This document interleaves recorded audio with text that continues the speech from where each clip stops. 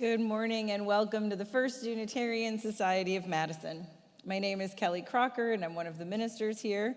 Today I'm joined by the worship team of Linda Warren, Drew Collins, Stephen Gregorius, Daniel Carnes, and our special musical guest, our very own Terri Felton on the clarinet. Thank you, Terri.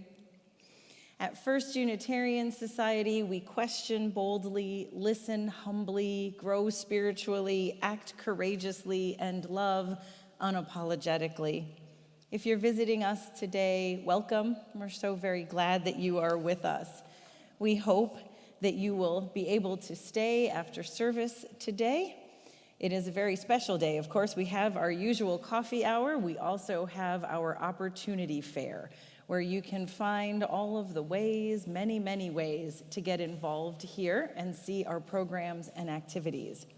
If you'd like more information about us, you can also stop by the welcome table located to your right in the Commons next to the elevator. And for those connecting with us virtually today, we are glad that you are with us as well. We hope you'll be able to take a moment to watch the announcement slides immediately following service so that you can find out more about what's happening here. And now, I invite you to join in a moment of silence as we center ourselves and bring ourselves fully into this time, joining together once again in community.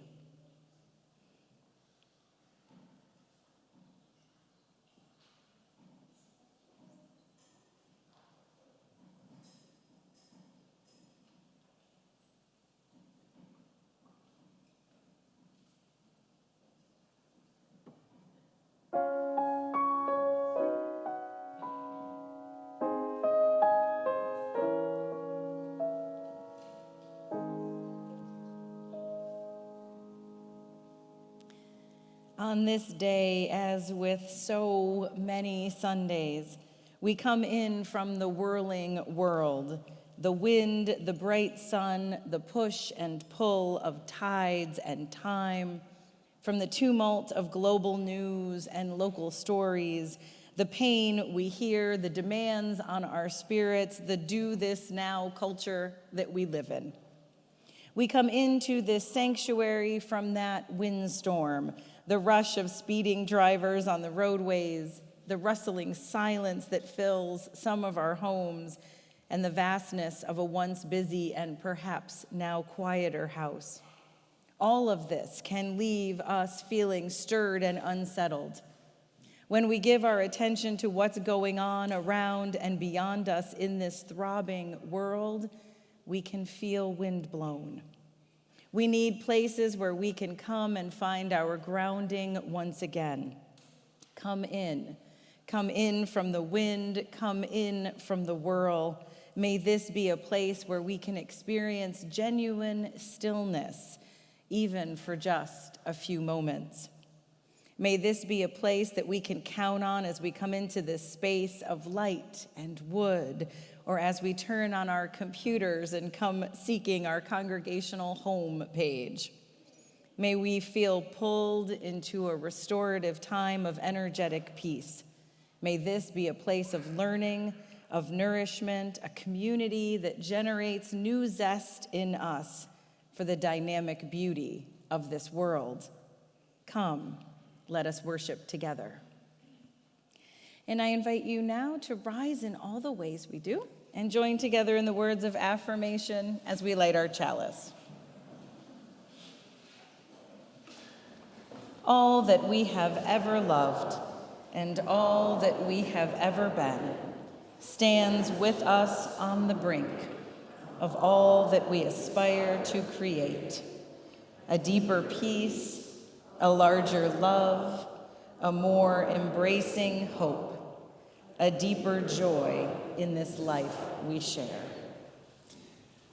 I invite you to join me in singing our opening hymn in the Teal Hymnal, number 1009, Meditation on Breathing. If you are looking at the music, we'll sing the third line one time through, and then the top line 3 times through.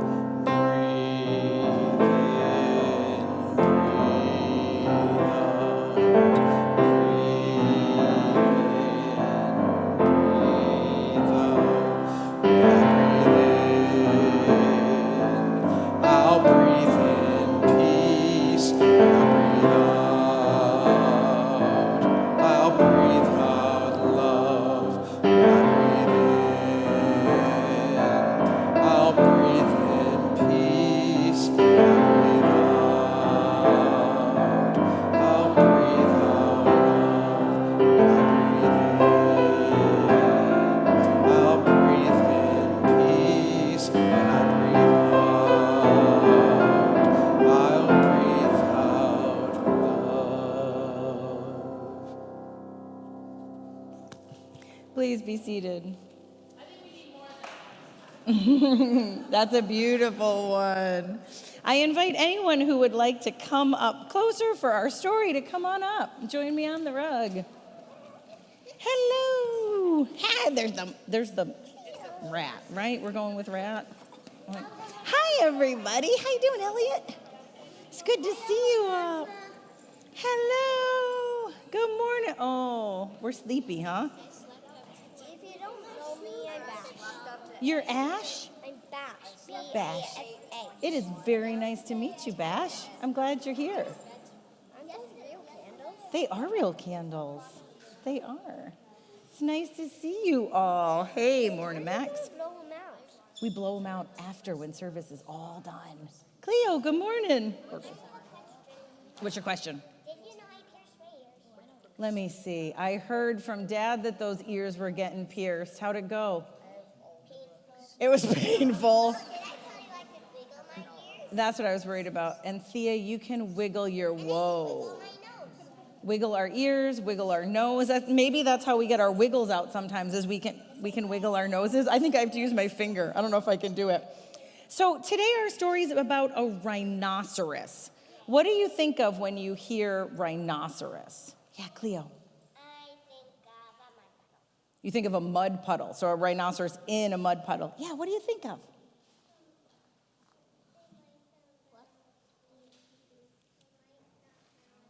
They might knock down a tree. That's going to be coming in our story. Good job. Yeah, what do you think? My toast. You think of your toast? Yeah, because this morning it looked like a rhinoceros. Your toast looked like a rhinoceros this morning. Okay, that's pretty amazing. All right. Well, let's see about... I wish you took a picture of that. I would love to see rhinoceros toast if that ever happens again. Our story is called Remy the Rhino Learns Patience.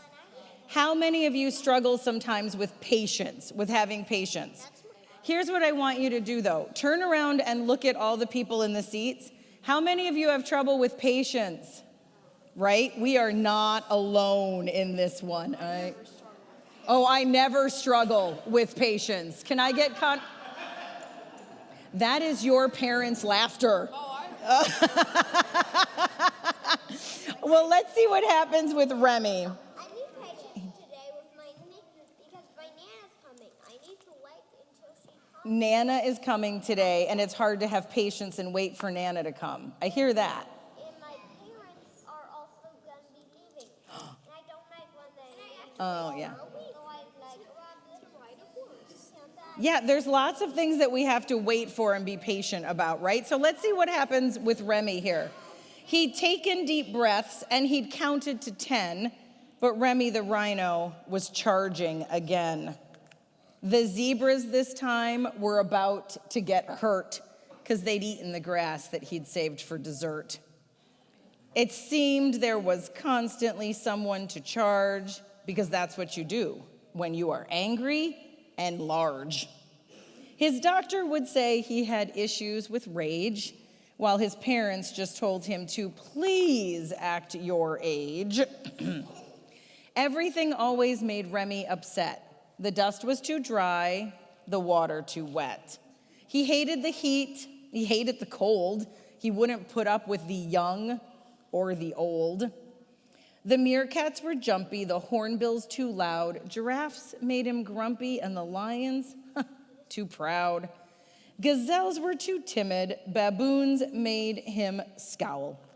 They better stop bothering Remy right now. Did you ever have one of those days where it was just everything made you grumpy? Yes, every single day it's like that. Wow. Every single day, everything makes you grumpy, Cleo. Ed, if we want to talk after service, I am here for you. All right, parent to parent, buddy, I'm here. One evening, he dropped for a snooze on the ground when an aardvark came bumbling and shuffling around. Hungry for insects, she searched with her nose till she tripped on a patch of rhinoceros toes. You knew it was coming. Rhyming is fun. You know it's coming. Well, Remy got mad, as you probably guessed, but the aardvark did something I wouldn't suggest. She stood there and waited for Remy to charge her. She stood there and watched him get closer and larger. At the very last moment, as quick as can be, she dodged and Remy ran into a tree. You called it. He ran right into a tree. He tried to step back, but his horn had got caught, and the more Remy struggled, the stucker it got. He groaned and he steamed, he moaned and he grunted, but still that old tree would not do what he wanted. He screamed like a banshee. He stomped on the ground. It sounded like thunder for miles around. Hundreds of animals fled in confusion. Then the aardvark said softly, "I have a solution." Remy called down for a moment or two, so the aardvark went on, "I know just what to do. What you need is some creatures to chew on this tree. I've got some connections. You leave it to me." The aardvark left Remy alone to consider what kind of beasts nibbled trees for their dinner. What do you think? Ants? Beavers? Termites. There it is. Remy was growing a little afraid when the aardvark came back with a termite parade. My termites are perfect for work of this kind, but here's one little thing that you must keep in mind. Whenever you struggle and jerk, it will scare off the termites and slow down their work. So what does that mean? He had to stand very, very still and be patient. So as Remy experienced strange new sensations, he took a crash course in the virtue of patience. I'm gonna try to suck up this light. No, we don't want to play with the fire. He waded through rain and he waded through thunder. He waded through birds climbing over and under. He waded through leopards' absurd decorations. Look at that. I love trees. He waded through gawkers from faraway nations. Right? What is a penguin doing in this book? And a panda bear. They came from far away. He waded through elephant balancing acts. What? That can't feel good, huh? Until little by little, he learned to relax. And then he got free. What happened? Look at him there with the zebras. Oh, you didn't hear the story? Do you want to borrow the book? You can totally borrow the book. All yours, babe. Dad knows where to find me. So what happened? Max? I was actually wondering, doesn't the aardvark eat the termites? The aardvark, Max, shh. Yes, but shh. Max is questioning the life cycle and what happens with aardvarks and termites, but that's not what our story's about today, Max. Stop. In this story, like it's a cooperative. He's saying termites wouldn't work for an aardvark. Thea, what happened?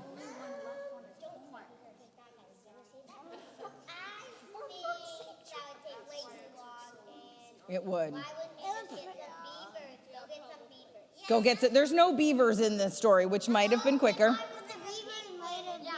It would have been. So what do you do on days when you're like Remy and you're really angry or you're upset or nothing's going right? Do you guys have any ways that you try to calm down and relax on days where you're just ready to scream? When it's a weekend, I just sleep in forever. Sleep. Okay, sometimes if you're really angry, try and take a nap. I like where this is going. Elliot. I put my head into my bed. You put your head into your bed? Have you ever put your head into your pillow and just said, oh? That works too. Do you have something? Play video games, die in video games, get more angry, do it again. Play video games on a loop. On a loop. Okay, that grown-ups, we call that distracting ourselves. We've got fancy words for things. Cleo. I would normally read and then I would also just take a bunch of pictures. Read. And also I think that another Yeah, I wonder. I wondered about the elephants on his back, if that felt like a chiropractic adjustment or if it was just heavy. I want to show you, before you head off to class, I want to show you one thing we do in our house when we have those really big feelings and we're all ready to scream. So go like this with your hand. I have something to Help me do this one out. Okay, so we're going to get our finger. You got it? How many of you know this? Give me 1 sec, Bash. Okay, you know it too? Are you ready? Let's do it together. Grown-ups, you can do this too. It's good for all ages, I promise. Okay, ready, Eleanor? We breathe in on the up. We breathe out on the down. We breathe in on the up. This is kind of like when I do. Out on the down. And we do this in, out. Good job. Through the whole hand, right? Until we eventually. So you can try that this week. If you've got something frustrating, let me know how that works for you. Thanks for helping me out with this Remy the Rhino book. And enjoy your classes. We're going to sing you out. You shall go out with joy and be led forth with peace. The mountains and the hills will break forth before you. There'll be shouts of joy, and all the trees of the field will clap their hands. And all the trees of the field will clap their hands. The trees of the field will clap their hands. Trees of the field will clap their hands while you go out with joy.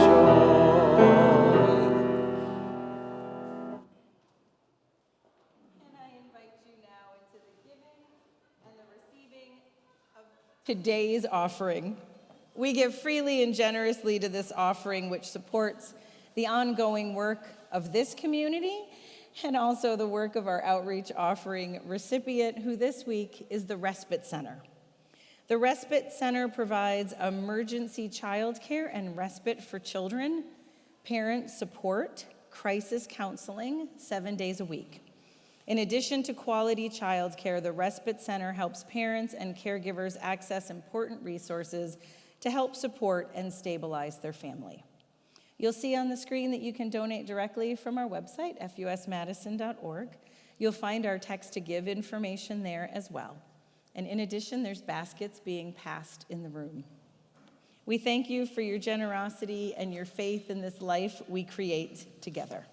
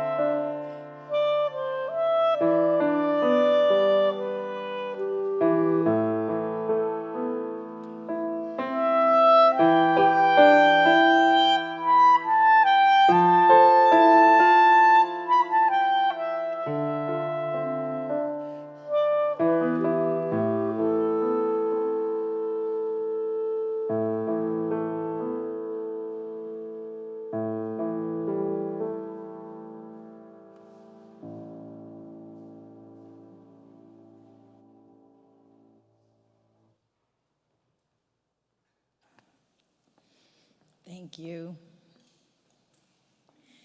There's a story that once upon a time, a child came home from school and complained to their mother that life was miserable, everything was hard, everything was wrong, and they didn't know what they were going to do or how they were going to make it. It seemed as if as soon as one problem was solved, another one quickly followed.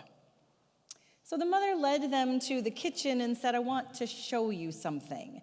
She filled 3 pots with water and placed them on the stove. Once the 3 pots began to boil, she placed potatoes in one, eggs in another, and ground coffee beans in the third.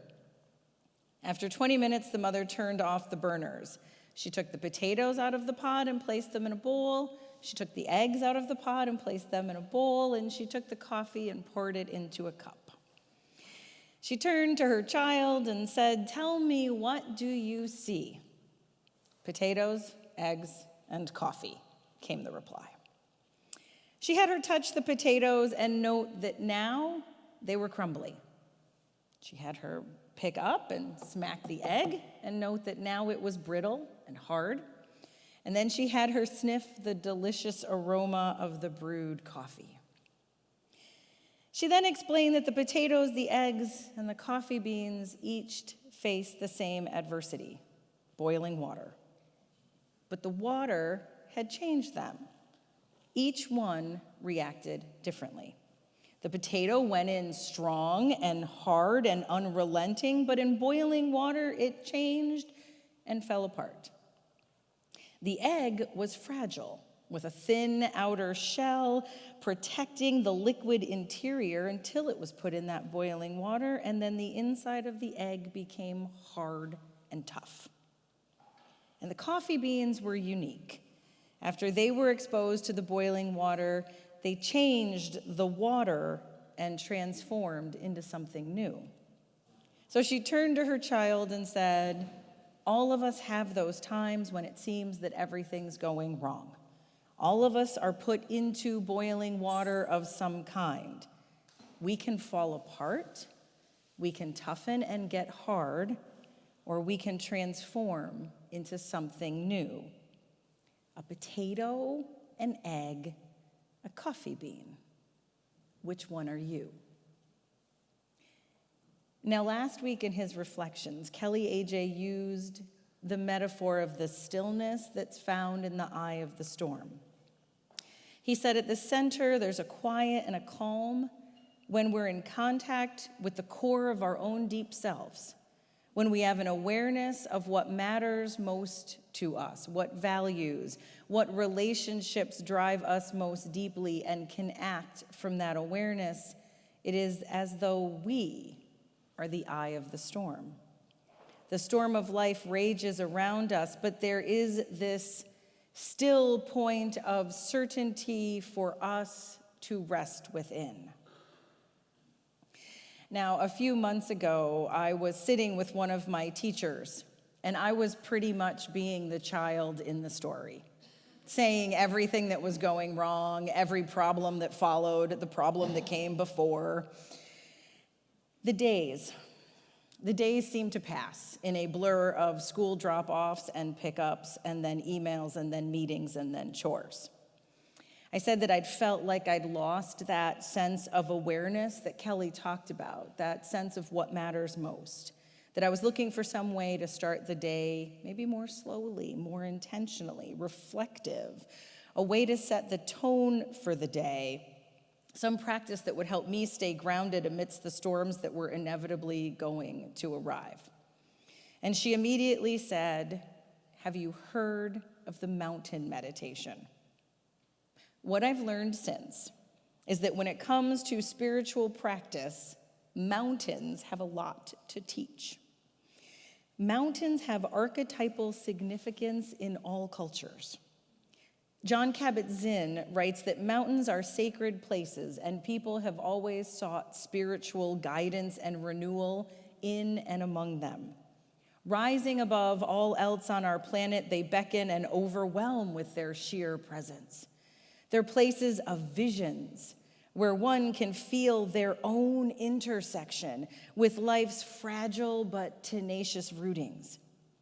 Borrowing these archetypal qualities of mountains, their solidity and harmony, their abiding presence and stillness, encourages us to connect with our center, to seek inner stability and peace, even in the face of unpredictable change and loss. The practice is really quite simple. You begin by bringing awareness to the sensations of your breath and its gentle rhythm, letting it be exactly as it is. You visualize a grand mountain with peaks pushing up into smoky clouds that continue to where the air is clear and the view is endless. A mountain supported by a vast foundation rooted deep in the bedrock of the earth. This mountain is solid, grand, and unmoving.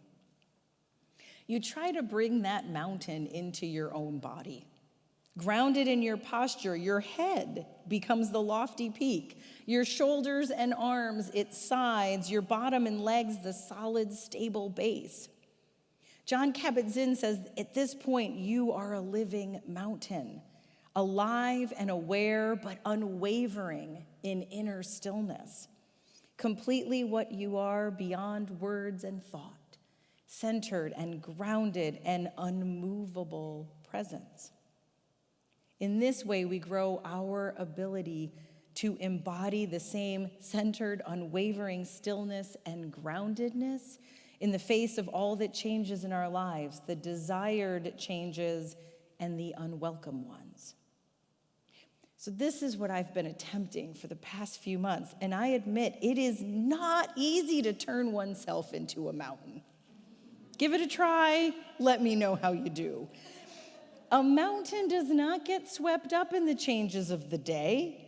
The mountain stays still while the snows melt and the rivers run and the trees flower and bloom and die and bloom again as wildlife returns and departs with the seasons, as the sun rises and warms, the stars brighten and shimmer in a darkened sky, and through it all the mountain sits in stillness and beauty and peace. By no means have I turned into a lofty bastion of tranquility. When I can't find the car keys right before the school run, all equanimity flies out the window. I have learned one thing, however, the importance of finding some way to pause for just a moment and ask, who and how do I want to be today? Or as Kelly said, how do I find that point of certainty that I can rest within? I think to find that inner place, we need spaces where it feels welcoming for our soul to show up. When I say this, I mean places, either alone or with others, where your fullest and deepest self can be heard with vulnerability and authenticity.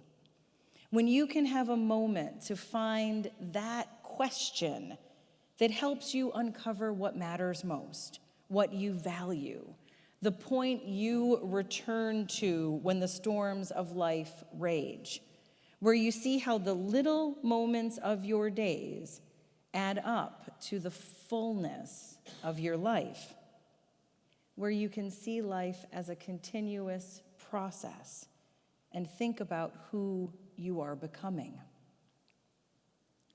Now, you may have noticed that we are in a bit of a season of memorial services here, with the deep loss of many of our beloveds. A few weeks ago, while visiting one of these folks, we got to talking about their over 50 years with this community. With tears in their eyes, they said, I needed to see you before I left. I needed to connect with that place, you people, one last time. Because, well, I just love that place. It's been my home. It has been the place where I could sit quietly and think about who I was and asked if I liked that person. and see what I could do about it if my answer was no. It's been almost 90 years. Life has been beautiful, and life has been hard. And I hope in those hard times I was good to my family, my community, and myself. I know I always wasn't, but please, when I'm gone, just tell them that I tried. Now, starting tonight at sundown, our Jewish friends here at Congregation Shirei Shemayim will be observing Yom Kippur, the holiest day in the Jewish calendar, also known as the Day of Atonement. Rosh Hashanah, the Jewish New Year, which was observed last weekend, and Yom Kippur are known as the Days of Awe. They're unusual in terms of holidays because they don't celebrate one remarkable person's life or death, not a season, not a natural event like a solstice or an equinox, not a historical event. The Days of Awe celebrate the extraordinary human capacity to grow and change, to transform and begin anew. Rabbi Rachel Barenblatt, who blogs as the Velveteen Rabbi, wrote these words about Yom Kippur after her mother's death. I've been pondering these words from Rumi, "Come, come, whoever you are, wanderer, worshiper, lover of leaving." We are all wanderers. My mother was a literal wanderer from her birth in Prague to a lifetime in the United States.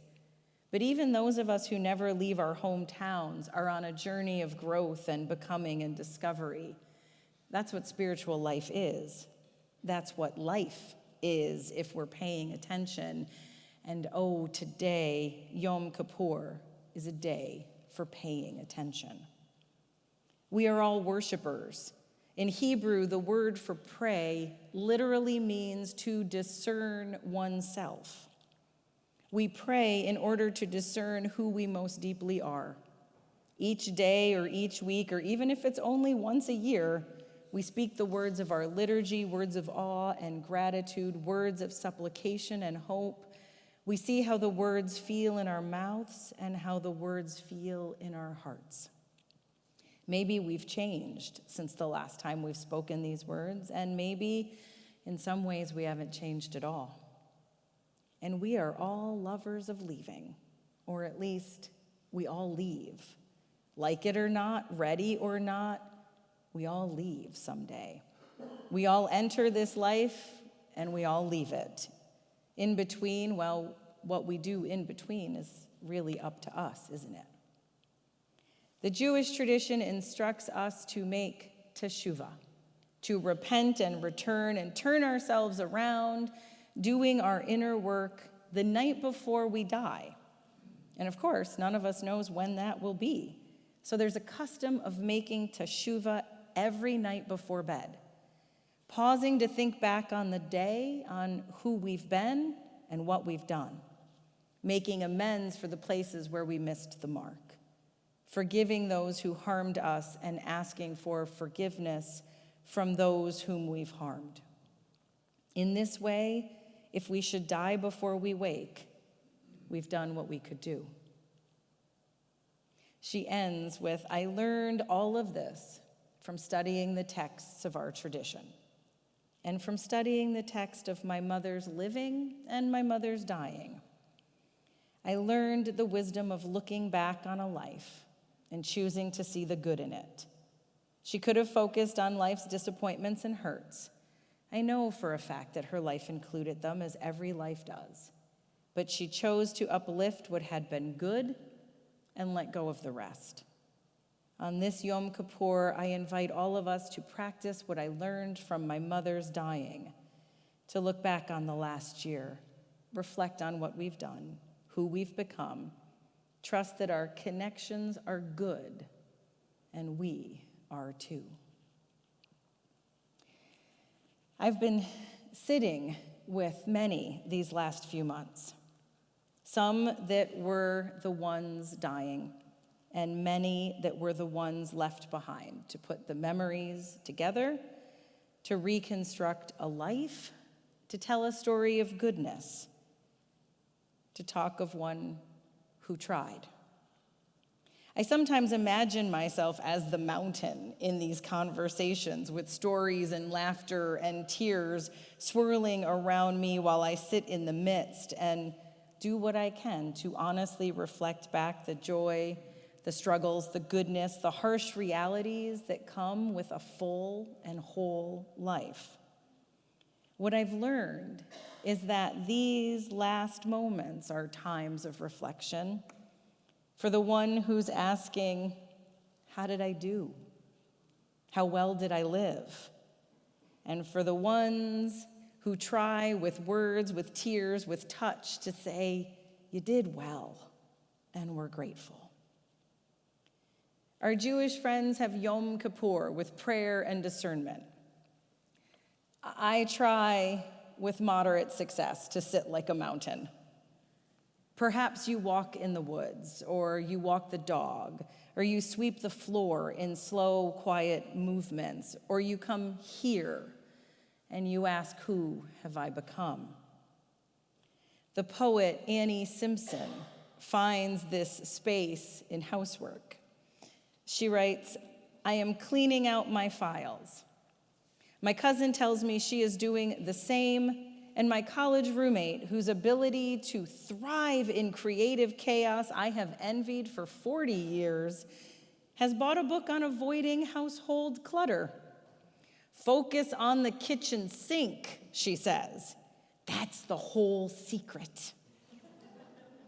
We each know others who are doing this too, a tsunami of the would-be organized, about to engulf Office Max and Staples, sweeping the shelves of color-coded labels and folders, software, paper clips, and pens. This is not the annual after-tax before-garden spring cleaning. This is a sea change, a desperate attempt in time of war to prepare for death or defeat it, though the idea that we can do either is preposterous, and we all know it. Still, we try to clear our minds and somehow to unclutter our souls as they were in the beginning, when our planet was neatly woven together, flung across the universe, and it was good. Friends, here's the bottom line. The one thing I hope you remember today. Find a space where you can show up in your vulnerability and in your truth, and ask your question. Mine has become, what does love made visible in my life look like? Maybe your space is with others, maybe it's alone. A place of rest, of reflection, prayer, inner work. In those last moments, 90 years feels like a blink, and we are all lovers of leaving, or at least we all leave. Ready or not, we arrive and we leave someday, and in between, well, the in-between is up to us. So in the days ahead, may we remember to try to clear our minds and somehow unclutter our souls as they were in the beginning, when our planet was neatly woven together, flung across the universe, and it was good.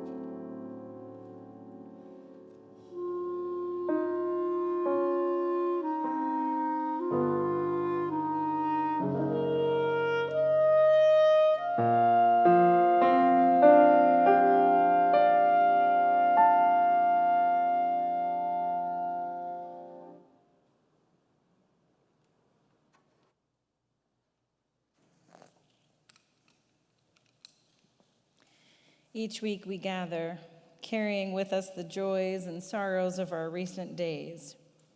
We share these here knowing they are held in love and in support. We light a candle for the life and the memory of Ed Phillips, who passed away last Thursday. We send our love and our care to Ed's family as they mourn his passing and celebrate his long life. And we light a candle in observance of Yom Kippur, the Jewish Day of Atonement, which begins this evening.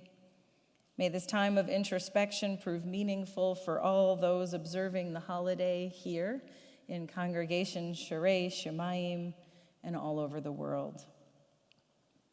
And we light a candle for Andy Combs, brother-in-law of Mary Kessler, along with her sister, Cindy Seedorf.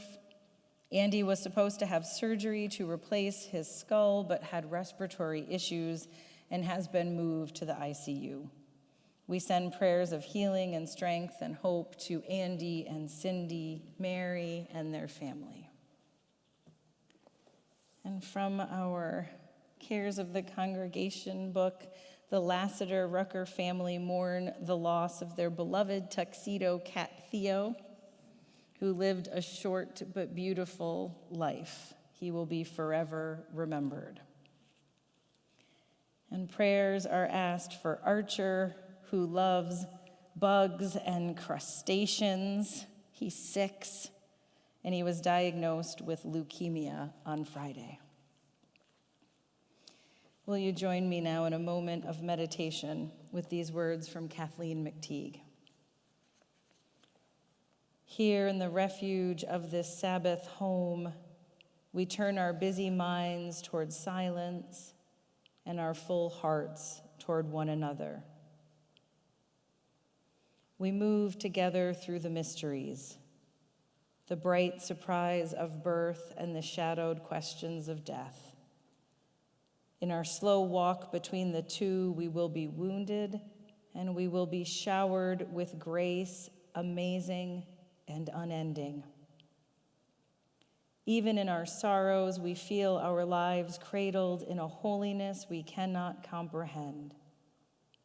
And though we each walk within a vast loneliness, the promise we offer here is that we do not walk alone. This is a holy place in which we gather, the light of the earth brought in and held, touched by our answering light, the flame of a chalice, the flicker of a candle, the lamps of our open faces brought near. In this place of silence and celebration, solemnity and music, we make a sanctuary and name our home. Blessed be, and amen. There is a love holding us. There is a love holding all that we love. There is a love holding all we rest in. This love.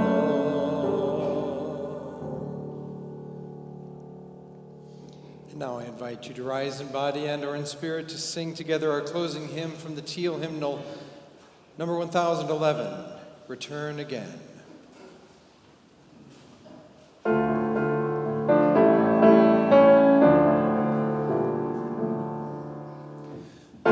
Return again, return again, return to the home of your soul.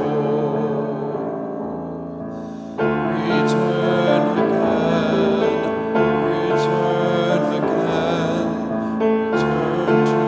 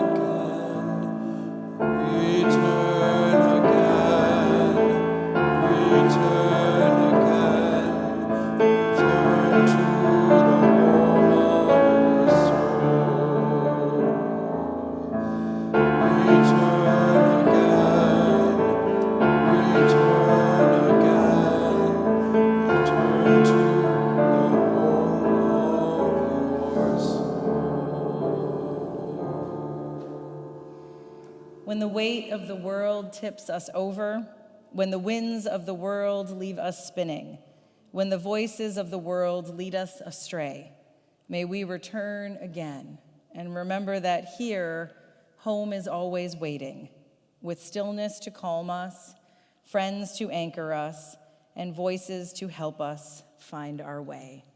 Blessed be, go in peace, and please be seated for the postlude.